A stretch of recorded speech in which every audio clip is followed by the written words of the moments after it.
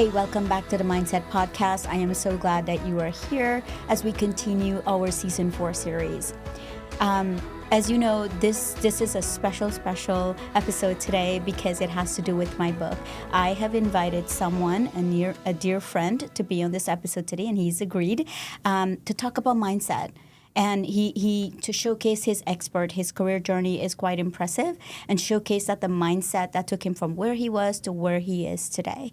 So with that, I'd like to introduce to you Greg Anderson, CEO and President of Allegiant Air. Sally, thank you. It's great to be here with you today. Yeah. No, your journey is very impressive, right? Just this morning, I learned through ChatGPT that your career journey started at Ernst Young. And I worked at Ernst Young in New York and in Las Vegas also. So we have something in common there. There you go. Oh, wait, I got the wrong notes here. And you are a Las Vegas native. I am. I grew up here. In fact, my children are fifth generation Las Vegans. So our family's been in and around Vegas for quite a while. Wow. Yeah. I don't meet a lot of people because Las Vegas who's, fifth generation, because it's so transient here. It is, yeah. It's very transient. Yeah.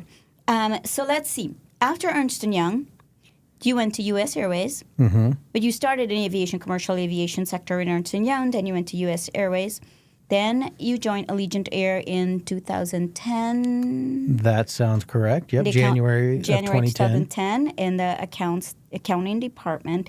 And as I was looking through your career journey and that roadmap, you went really fast when you got to principal account officer. From 2001 to 2004, your career just went boom, boom, boom, boom. Every couple of years, you just went up and went up and went up until like today. In 2019, you became CFO, and not long after that, CEO. You were appointed last year as CEO and president. Yeah, that's correct. Well, congratulations, Greg. That was real quick. It and was. it takes a certain mindset to get there, I would say. Yeah. Yeah. But what's most fascinating, I have to say this, I ChatGPT you, and ChatGPT called you the visionary.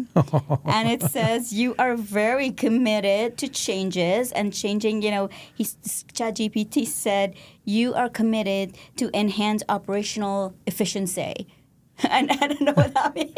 Well, I'm glad they said that and they recognize it, because within an airline, everything begins and ends with operations, and you have to start by running a really great operations. And we have seen such improvement in that, Sally, since really 2023. We've been working along the way, of course, but just trying to make sure that we schedule the airline right in a way that we can execute on it. And our operational performance has just significantly improved over the past couple of years, and it's something that that's where we start. We got to run a really good ops. Yeah, we make fun of obviously AI and ChatGPT and all of that, but this just it recognizing that about you and picking it up speaks highly of you as a leader and what you were trying to accomplish, and that's super cool, right? But listen, you carry a big title, Greg, right? So I'll open up and right out the gate ask you, what's something about your mindset, because your journey is so impressive, and what's something about your mindset that you use along the way to get to where you are today that people are surprised about? Yeah, I appreciate the question. Sally, we talked a little bit about my background, and being from Las Vegas, I never envisioned joining aviation. I thought I'd be in the gaming industry growing up here. It's just the more prominent industry. And then, as you mentioned, starting at Ernst Young, auditing Allegiant back in 2005, that's where I got my first kind of taste into not only Allegiant, but the airline industry. And I really fell in love with it and became passionate about it. But when I joined Allegiant in 2010, I never in a million years thought I'd be in the role that I'm in today. In fact, when the board pulled me aside and they told me about a year ago, maybe a little over a year ago, that they saw me taking on this role and asked me if I would be interested in taking on the CEO role, or basically offering it to me, I said, wait, me? Are you sure? So I say that as I'm not this career planner. I was never like, oh, if I do this, I can be that or that. The work that was in front of me became very important. I enjoyed it. I enjoy what I do, and I worked really hard. And I think like the mindset, when you talk about the mindset, I just try and get better each and every day. So how do you balance self-awareness with self-improvement and do that to say, okay, I'm always going to get better. And if you do that day in and day out, you'll see your foundation will continue to strengthen and improve. But as I've taken on increasing levels of responsibility and leadership, something that I find kind of incredibly valuable, and I do this today as much as anything, is you really try and listen. And listen with the intent to understand. Some of the best feedback and information and ideas you get from unlikely sources. So you'll be out flying the line and you'll talk to somebody at the gate and they say, oh, I seen this, or what about that? And you just always have to be open and kind of have this intellectual humility, if you will. Like you can learn so much from so many others. And so that's an approach, I try and take. But I think if to answer your question, I guess a little bit more directly, what would be surprising? I just never envisioned myself being in the role today. It just kind of happened to work out that way, and I'm fortunate to work with a really, really great team that not only I get to work with closely, those direct team members, but also I think Allegiant has some of the best in the business, and they really help support what we're trying to do and what we're trying to accomplish. And I couldn't be prouder to be a part of that. Yeah. As you were speaking, there's a couple of things that are running through my head, and one of them is energy. And I talk a lot about this on LinkedIn. Energy is so important. The energy you bring into the room, your team picks up on that, and people pick up on that. You're like, well, why me for this role, right? So I see a couple of things. Like one, the energy you bring into a room. And Michelle and I were just talking about this, that being at your level, you have to have certain amount of ego, but you have to balance it with humility. And that's what I see as you're speaking to me, right? I see. Thank you. There has to be a little bit of ego, but balancing it with humility. And then the next thing I see, you talk about self-awareness, which is having that emotional intelligence and that self-awareness to know where you need to improve, what you need to improve, and then listening. Greg, that's the most important thing you will do, because a lot of people listen to respond. Like, we have so much to say. Yeah. And listening to not to respond, but listening actually to what the person is saying and listening to what they're not saying. Mm-hmm.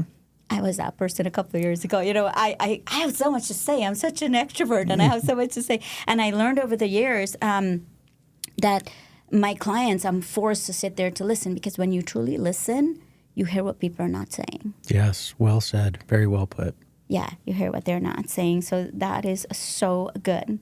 So now, I love this play on words, that you have led through your fair share of turbulence, right? There you go. Both in the skies and in business, right? When things get bumpy, what anchors you as a leader? Because you survived a darn pandemic, and you survived a lot of, ups and downs.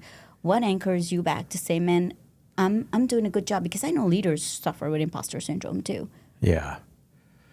That's the airline industry in and of itself, even in the good period, is a challenging industry. And I say this to the team quite a bit. They're probably tired of hearing me say it, but it's an industry that's not for the faint of heart. It just, because there's so many ups and downs, it could be cyclical.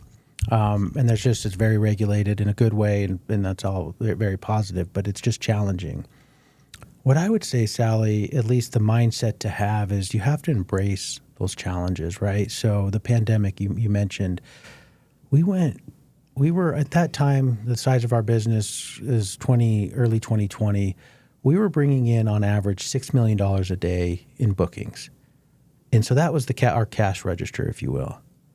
And then you look and the pandemic starts hitting, and that 6 million just gets smaller in just a matter of days to where it was negative. We were starting to pay out.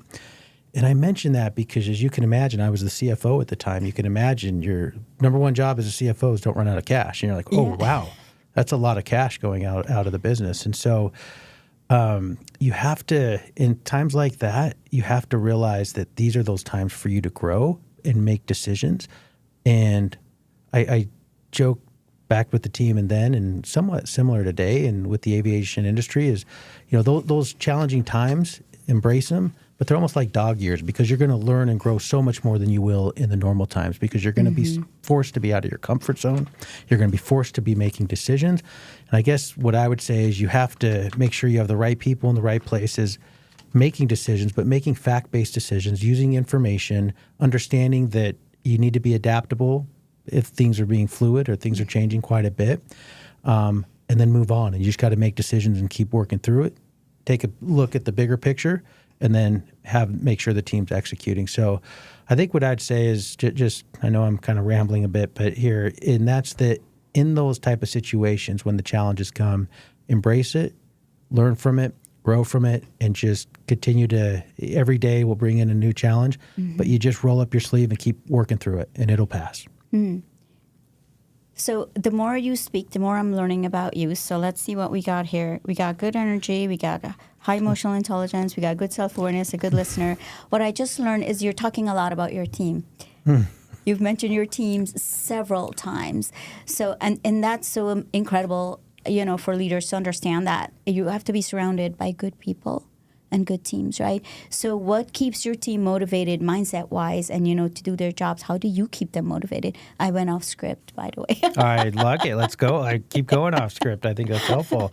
And it's good. It drives a genuine, you know, kind of conversation. But Sally, I think what keeps our team motivated it helps with anything is a purpose. Like, and here's what we're doing. And one of the things when I took on the CEO role here not too long ago, just under a year, so I wanted to make sure that we set the vision, reevaluate the vision. And so we put out a new vision for the company and wanted to make sure that it's authentic to where we're at today because we hadn't updated it for 10 years or so, and that the team was aligned behind it. And we did that. And I spent a lot of time with our senior leadership team, what we call our executive committee, to go through what should this look like? How should we come out with this new vision? And it really refocused everyone around the airline, which is our core strength. We had other segments or other businesses, but really refocusing around the airline. And then here's where we're going, and here's what we want to go accomplish. Are you aligned? Are you ready to do this? And I've seen a level of energy from the team across the board, not just the senior leaders, but across the entire team as we've done that and we've rolled that out. So I guess just putting out that sense of purpose, this is where we're going, this is how you fit in, and getting folks aligned and seeing the results and seeing the accomplishments take place is really gratifying as well. But I think it starts there. Yeah, I like that a lot because your team, one of the things I'm very surprised when I coach, I find that when I ask middle managers or maybe even VPs of a company, how does what you do align with the broader vision of the business? I get a blank look. Because they don't understand what the broader vision of the business is. So how are you motivated if you don't know what the broader vision is? What are you working towards? You know you have some task and you're doing it. Is that it? Yeah. Right? So what you did and make sure that your whole team understand the broader vision of the business. So it funnels down to the business and everybody knows we're working towards this North Star right here. And you're spot on. And it's not just one and done. You don't just say it one time. It's an everyday commitment to continue to articulate that vision and how we're progressing towards it. And our team is incredibly focused on that. And there's so many ways we can improve and get better to ensure that message gets down to the middle management level or even the front line. Yeah.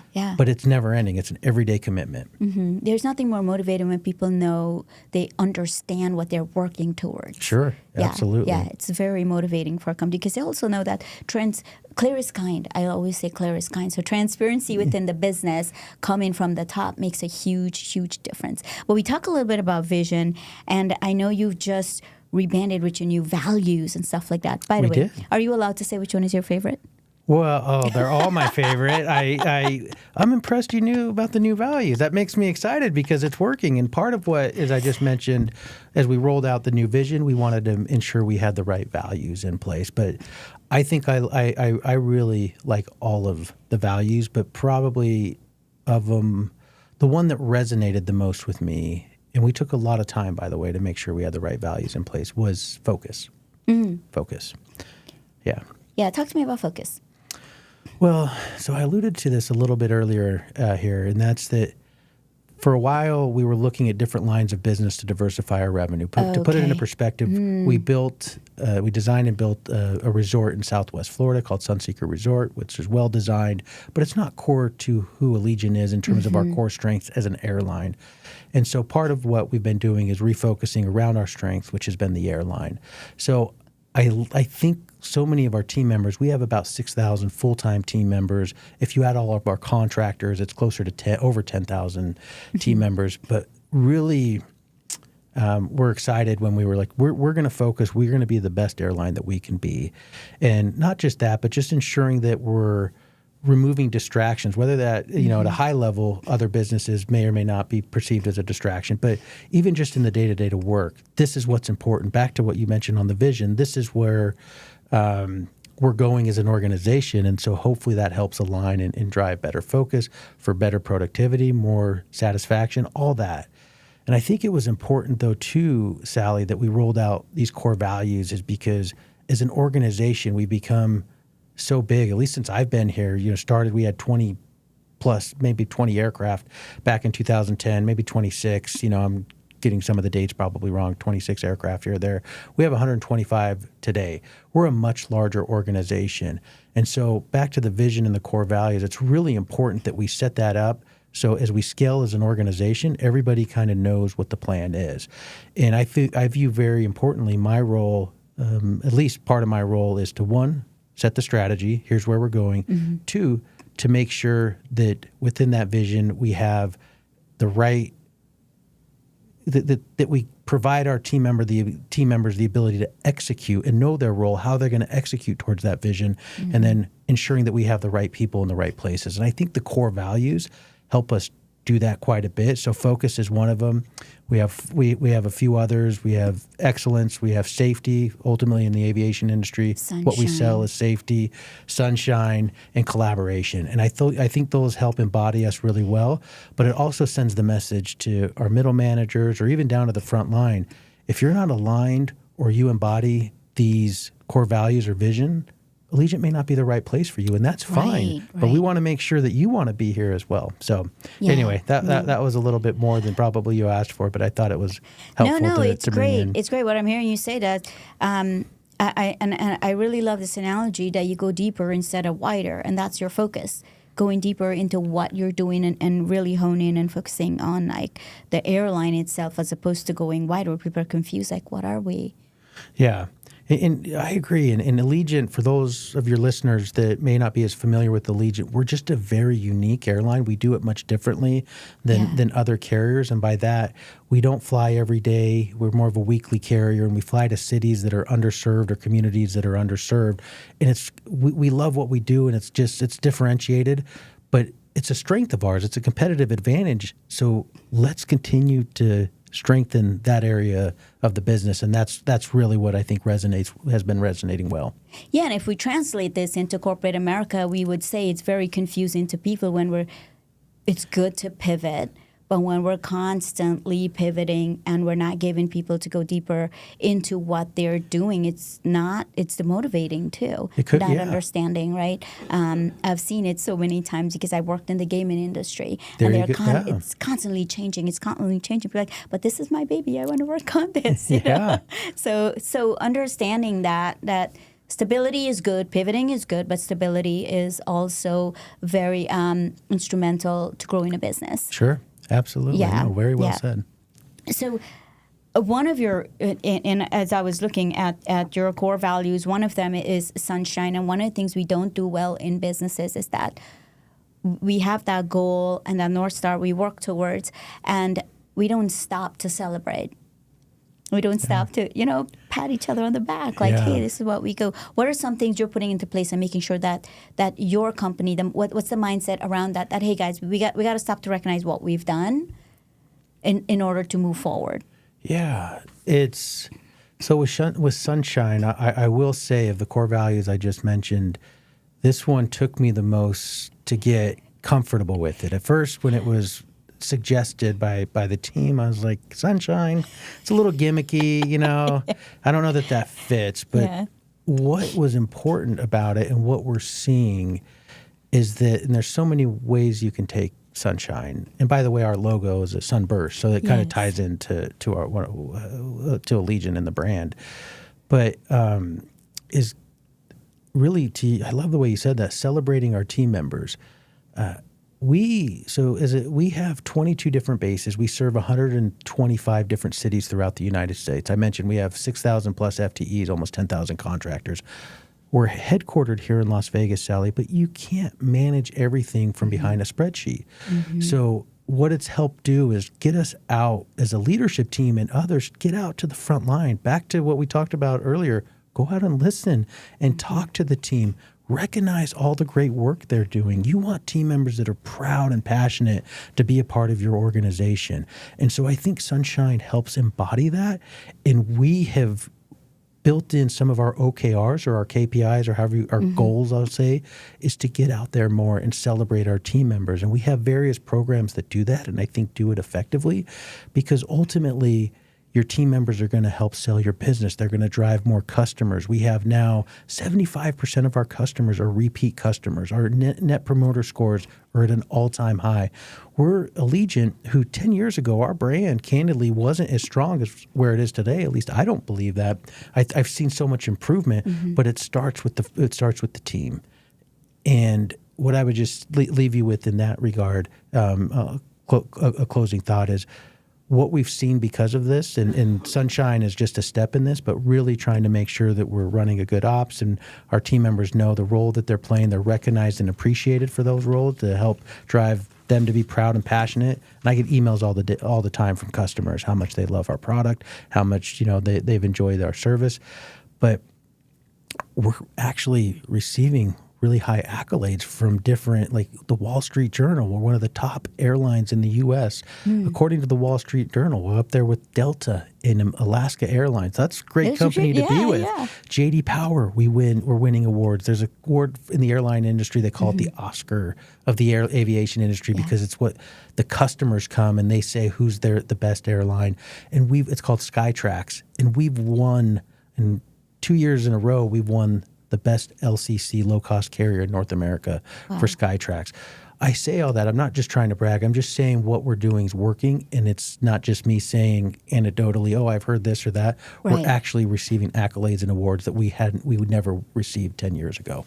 Yeah, and that's really, it's a testament of you changing your mindset on how you're going to run this business and seeing things differently. Like you say, you're going in with the mindset that these are the things that need to be changed. Like we go back to ChatGPT and what it said about you being that visionary and knowing like what needs to happen to get to where you are today to receive those accolades. And you're forgetting to tell me, I know some of the things you do in regards to Sunshine. You go on off base. You go into different cities and you visit.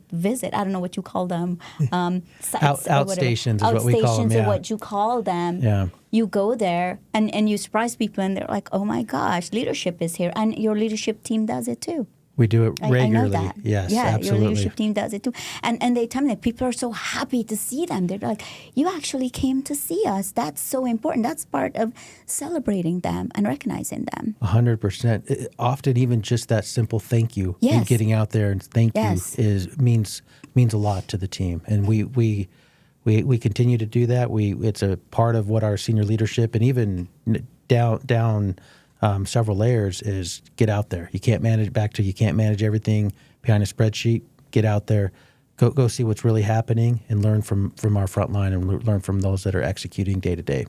Yeah, absolutely. So what is, going off script again, what is your biggest pet peeve when it comes to work and what you do, and what's a mindset that bring you back to say like, okay, this should not be a big deal because my team's working hard? My biggest pet peeve, in terms of just like on a personal level or just in the organization? It could be on a personal level in your organization. Okay. Well, then I'm going to go on to a personal level. Let me start there. I think it's when, as a leader, when I see leaders that aren't really empowering those that they're working with. And, there's different ways to, I don't know if it's a great saying anymore, but like skin a cat. There's different ways to approach a problem or an issue. And just because I think this way is the right way to do it, and Sally, you may think your way is a better way to do it, it's so important, and it's so important to develop and grow your team, is to allow them to kind of have the creativity. Here's the mission. Here's the task. Here's what we want to figure out. There go. And when I see, and I don't see this very often anymore, but when I see a little bit of, let me kind of sit on top, put my thumb on top, you have to do it this way or that way, or even worse, maybe this is a bigger pet peeve of mine, is when you see others that are like trying to silo and kind of throw in criticism from the side. That kind of annoys me. I want us to all be one team, have each other's back. It's about the name on the front of the jersey, not the name on the back of the jersey. And when I see folks more focused on the name on the back, I think that's a bit of a pet peeve of mine. Yeah, I think that's part of micromanaging and wanting to take the credit for what other people are doing. I just absolutely love that you brought that up, because a lot of times this is the other thing, believe it or not, like 50% of people that I coach struggles with this, with micromanagement. It's so common, and I don't think their leaders even realize that they're micromanaged. So getting into the mindset that not to micromanage, but to actually empower people, because they become more creative, because they become more confident when you give them more power to work. 100%. I say this often. I want to make as few decisions as possible. Yeah. It's not because I'm afraid to make decisions or I'm abdicating any authority. Yeah. It's on me, especially when things go bad. It's 100% on me. When things go right, they get the credit for it, right? The team does. But it goes back to your point. You want the team to make those decisions. It works it helps in so many different ways, not only for growth, but for ownership, for all that. But you have to also, as a leader, if you're seeing it's off course a little bit, you have to be in a position to correct that, or course correct, and have sometimes what's tough for leaders is to have tough conversations, or there's another one. Yes. But you just 10 out of 10 times it may be a little uncomfortable, but those that are receiving that feedback, especially if done in a professional and helpful way, you're really just trying to help them grow or them understand, it's effective and it's what you want to do. So I think that, you 100%, it's not to keep rehashing it, but empower the team. Here's what we're trying to accomplish. If it gets off track a little bit, help them see how you're seeing it get off track. Be willing to provide that constructive feedback, because ultimately, two leaders were paid to make decisions and have tough conversations as part of the job. That's right. And for our micromanagers out there, if you're listening to this, I do have a framework that I give to managers, and I say, okay, you have to ask yourself certain questions, especially if you don't have trust. We micromanage because we don't trust people, right? We want to see the job. We think we can do it better. Yes. We don't have patience to do it, or we don't trust the team. But I'd say, if they go wrong, does it impact, how much does it impact the business? How much does it impact the finances, right? How much does it impact the timelines? And think about all of that. And if it doesn't have much of an impact and you can give them room to run, then let them run. And like you say, course correct. But those are the questions you ask that would allow you to, if they go a little wrong, it doesn't matter. Let them choose the color they want. Yes.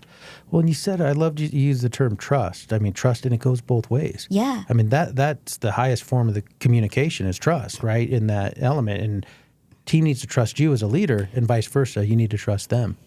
Yeah. And when you don't micromanage, that builds trust, because you're telling them, I trust you, and in turn, they will trust you. Good. Yeah. So... what's the hardest mindset shift for leaders? I know you have some new leaders, and what's the hardest mindset shift you have seen?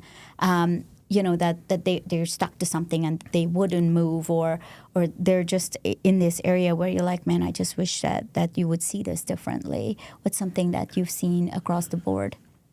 I like that question. I would, so at Allegiant, there's obviously large organization. I was at least relatively large organization, different layers. And when somebody gets to what we call like a director level, which is a senior manager, above a senior manager, I try and meet with each one, whether they're new to Allegiant or they've been promoted, and not just me, but the executive committee as well. And a message that's really important that I want to get across to them is, when it comes to the work, you've already proven you could do the work. I don't need to see this PowerPoint that you can put together or this Excel spreadsheet or whatever that may be. You've done that. You've done a great job, or you wouldn't already be here. Mm-hmm. Now it's about developing, trusting your team, growing your team. It's about your team and how well you lead a team, and allow them to have those opportunities to work and grow. And that's ultimately how we want to see you in this role, and we want to measure you. So I'll say one of the biggest challenges I've seen, because there's so much work to do as well, and we try and run pretty lean in terms of staff and on the HQ side, on corporate side, and be as efficient and as productive as possible. But is letting go of the work, especially if you're used to, I'm going to run this model or do Excel model, or I'm going to being in the weeds, and you just got to let that go. But if you it's an everyday commitment, you have to keep reinforcing it. But as we see it, they continue to get a little more seasoned in the role or take on different areas of responsibility. It's something I get really excited that I see that they're able to step back, lead the team. This is the vision. This is where we're going. This is how everything fits in. And that's what ultimately, when you start getting into those leadership roles, at least at Allegiant, that we're looking for in our leaders. Yeah. What are some tips you could give, and the mindset you have going into when it comes to having these crucial conversations? We touched a little bit on that. And, we're talking about mindset, and it takes a certain mindset to go in there and have these crucial conversations. It's hard, Greg. 80% of leaders can't have crucial conversations. Really? I didn't. Yeah. I'm not surprised. 80%, that's a big number. I'm not surprised that most leaders, it's challenging. I could say for me personally, no one wants to go in and say you're not doing well here, or it gets to a point where you have to let somebody go. That's for me, that keeps me up at night, especially the latter, when you know that that it's just not the right fit and you're going to have to make a change. But back to when you get to certain roles, leadership roles, that's your job. Mm-hmm. And if you put it in the perspective of, okay, what's best for the company, what's best for the team, and then prioritize that over yourself, I think that helps kind of put you in the right mindset. And something, Sally, that for me at least, I've found and noticed over my career is that change can be a good thing, especially if you're patient enough to see the good in it and just embrace it. And so I try and prepare, I guess. I'll try and prepare, make sure I know that words are important. Yes. What you say matters. Mm-hmm. And just try and deliver that conversation in a way that's very humane, and you're listening, hearing that perspective, and just knowing, though, ultimately, if your true north is really trying to, one, to make sure that you're doing the right thing for the organization, but two, for that individual as well, 9 out of 10 times it's going to work out just fine. Mm-hmm. I really like what you said, because you're not focusing on going in and being right. Yeah. Yeah, you're focusing on that other person. Sure. Right? And going in with the win-win mindset. I don't need to be right here. I just need to do what's right. Yeah. Say what's right. I really like that. Yeah. And back to, I couldn't agree more with what you're saying. And I think, Sally, my experience has been the vast majority of the time, folks appreciate that. Even if it's tough to hear, they appreciate that you're willing to have that tough conversation with them. Yeah. Most of the time, they're willing. Rather you have that tough conversation and not have it, because people can't read your minds. Yeah. I always say that to leaders, you got to go have that conversation. Yeah. They can't read your mind. They don't know what you're thinking. Yeah. Yeah. Sometimes we believe okay, expectation is they should know this. No, that is not the case. You have to talk to your teams, and they need to know that you're not happy. Absolutely. Yeah. And one last thing I always try and do, if I've had a conversation, hopefully nobody's blindsided by it, right? Over time, you've been able to have those conversations or, hey, I'm not seeing this or that. You don't just, everything's great, then all of a sudden, no, it's not. That's not a good thing, obviously. Yeah. But I always try and say, think about it too. Like I come back, like let's continue the dialogue. Let's have it, tomorrow or whenever, if after you've thought about it more as an individual, let me know what you think. And, doors open. This isn't just a one and done. So I think that too could be helpful as well. I think Greg just talked about my whole framework that I give to my clients. That's the last part of it. Oh, It is the last part of it, because I always say what you said, you prepare before you go in. Yeah. You don't just go into a meeting, especially a crucial conversation, without preparing, and set your intentions. Like I said, this is, first of all, you're building trust with the person. That's one. 2, it's going to be a win-win situation. I don't need to be right. 3, like you said, I'm going to listen to you. I'm going to listen to hear what you're not saying. Yeah. I'm going to validate what you're saying, and then maybe I'll deliver the message in a kind way. Like you said, empathy. Let's deliver in a kind way, and then circle back. Yeah. Circle back. Let's have a conversation 2 days from now when you've processed it. Yes. And let me know what you think about it. So that's another framework that I use too. Well, I'm encouraged if I'm rolling out Coaching tips, or your framework that you teach, Sally. That's encouraging to know that maybe I'm somewhat on the right path with my approach. I don't see you as someone who's ever raised your voice. Have you ever raised your voice? I can't see it. Like, are you? I don't see it. I get fired up from time to time, but I certainly try and not do it, especially not in a broader setting or in some of those type of conversations. But no, it's behind closed doors sometimes. You do get fired up with the leadership team. But well, you'd have to ask the team. Maybe I think about it differently. But funny. Wow. Yeah. Is there anything you want to talk about that I didn't ask you? I loved it. I thought you hit it. We had a great conversation, and I love that we went off script, and which is good. So if there's happy. Let's continue. Well, if you could coach your 25-year-old self, because I know one of the things I'm finding out right now as I coach young employees is that they will share an issue with me. Like, I'm not getting this raise. I'm not getting this promotion. It's taking too long. And over time, I've learned to ask the question first, and how long have you been with the company? Mm-hmm. And I'll get like 3 months, and I'll be like, whoa. It shocks me. So now that's the first thing I ask when they start talking. How long have you been? And then I teach them, you've got to crawl before you walk. And you've got to climb the hill before you get to the mountain. Yeah. And then I walk them through that. But for you, right, like your 25-year-old self, that's one of the things we see that the younger generation is struggling now, right? What's one of the things you would have coached yourself back then, right? What belief you'd say, man, I'll tell somebody now to leave that behind. Right. Well, real quick, I want to make a comment to your point about like 3 months. I've only been with the organization 3 months. I can tell you for me and my journey over the past 15 years with Allegiant, the more I learn, the more I realize I don't know anything. Like you just continue to grow and learn. Does that make sense? Yes. Like you think you know it all, you don't know anything. Right. Like there's just so much out there. Yeah. So it's important back to continue to learn and grow and try and do that on a daily basis. For me, what I would tell my 25-year-old self, I think I was at Allegiant when I was 25. Yeah, I was.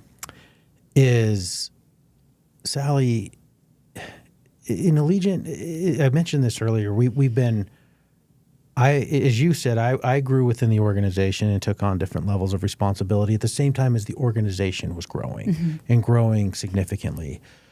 And so it's early on in my career, I probably was, it's going to get easier. It's going to get easier. Just keep working hard. And my family teases me. My friends tease me because give me another month. Give me another 6 months. And what I guess I would say is it doesn't get easier. It just your ability to handle hard or handle those situations, you become better at that. But it doesn't get easier. So you just got to, especially depending on if you were in the same job for 20 years, maybe it gets easier. Maybe you become the most efficient you can. If you were doing the same task for 20 years, I get that. But if you're taking on levels of responsibility that are increasing or different or in an organization that's growing, it never gets easier. You just have to become better at, executing on such tasks or on your role, and you just have to handle hard better. So you become more versatile and resilient as you go up, and you're elevating in these roles. Absolutely. You just become more qualified, more skilled. You feel you just absolutely. But there's a lot of stress that comes with it too, right? As you're going, we talked about this just now. It fits perfectly here. With every level comes a different devil. Oh yeah. I'm glad you said that, because when we'll promote or elevate into an executive position at Allegiant, and a conversation I often have is, do you know what you're getting into? Like, are you sure you want this? Here's your role here.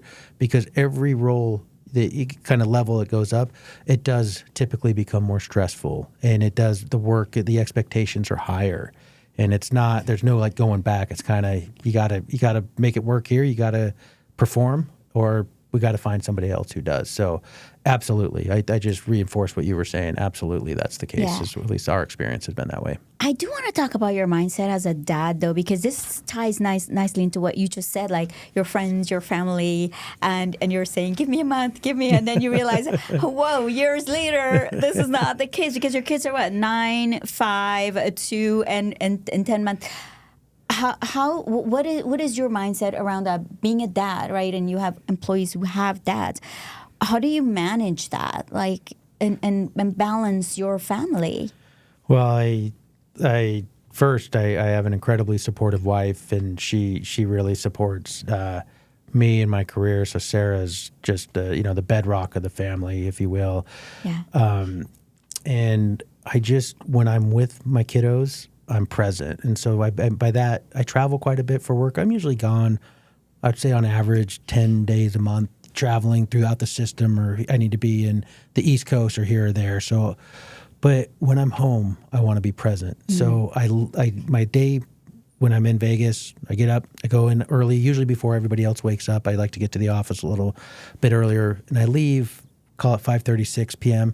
But when I'm home, I'm trying not to check my phone. I'm trying to just put it down and spend that quality time with kids. On the weekends, my oldest daughter, Emily, who's 9, she plays soccer. So I'm always trying to be out and play or go to her games or her practices with her. And Rachel, who she my 5-year-old, she's now starting to do different sports, tennis, and she's going to move into soccer as well. So I just really try and spend that quality time when I can.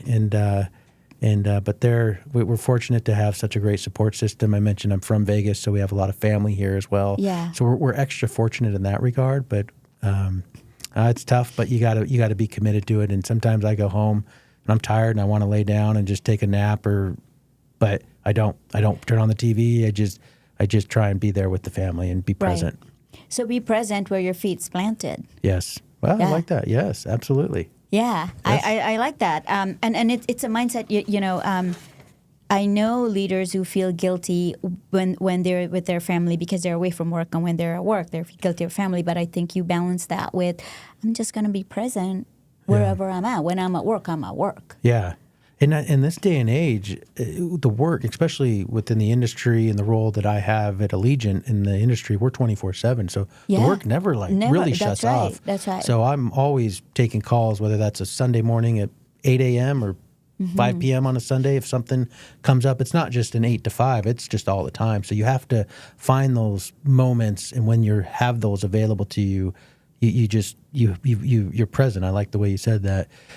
Where your feet's planted. Where your feet are planted, exactly. Yeah. So.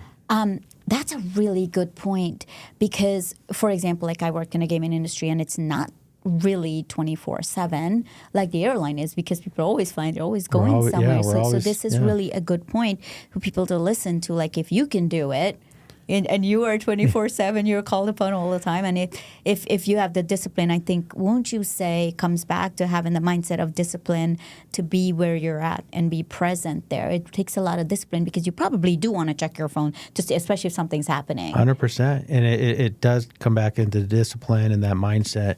And what we chatted about earlier, Sally, it's your team. It's making sure that you could trust your team and they trust you, because there's no way you can handle everything. Like we couldn't scale as an organization if I had to make every decision. It's not going to work. So you really have to make sure you have the right people in the right places that are empowered to make those decisions.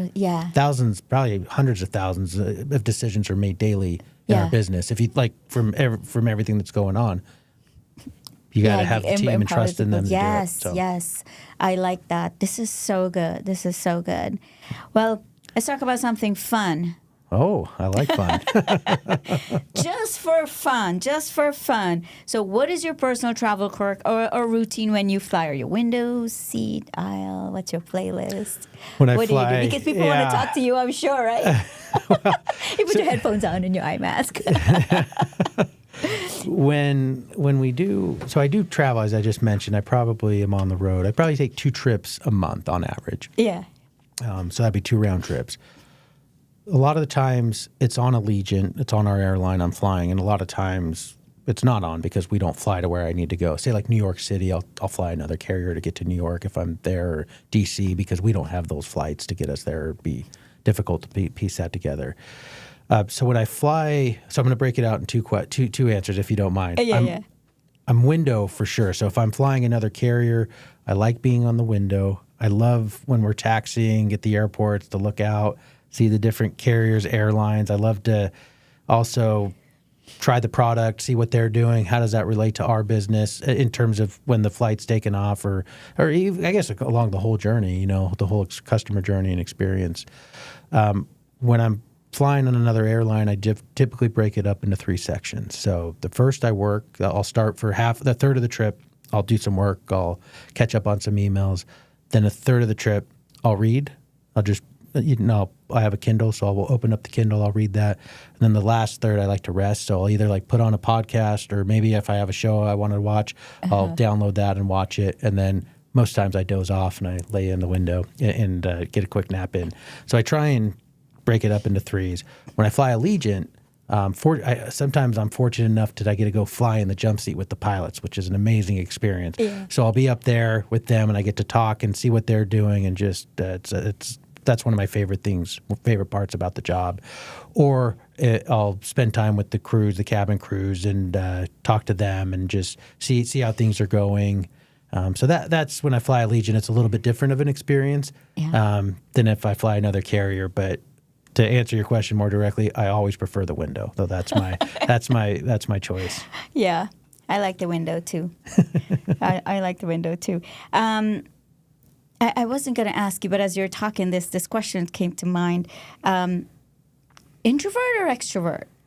Oh, I think I'm naturally an introvert. Yeah, but you just keep putting yourself in situations, and like I hated public speaking. I still don't enjoy it. Don't get me wrong, but you do it enough. You put yourself in what do you say? Take yourself out of your comfort zone. Yeah. Exactly. And then you just get more comfortable with it, and you learn that, okay, I can do this and this and that. But I think just naturally I'm a little bit more of an introvert. You're talking about family. My wife, she's a nice balance. She's much more extroverted. And when we're at a social setting with a larger group, she's going to talk a lot more. I enjoy more one-on-one conversations, but you just learn how to work through and kind of take your weaknesses and try and turn them into strengths. But naturally, I'm definitely more of an introvert. Yeah. This was so good. Thank you so much. Oh, this is a pleasure. Thanks for having me. I really appreciate the opportunity. Yeah. Well, everyone, thank you again for listening to this episode. And it's a wrap.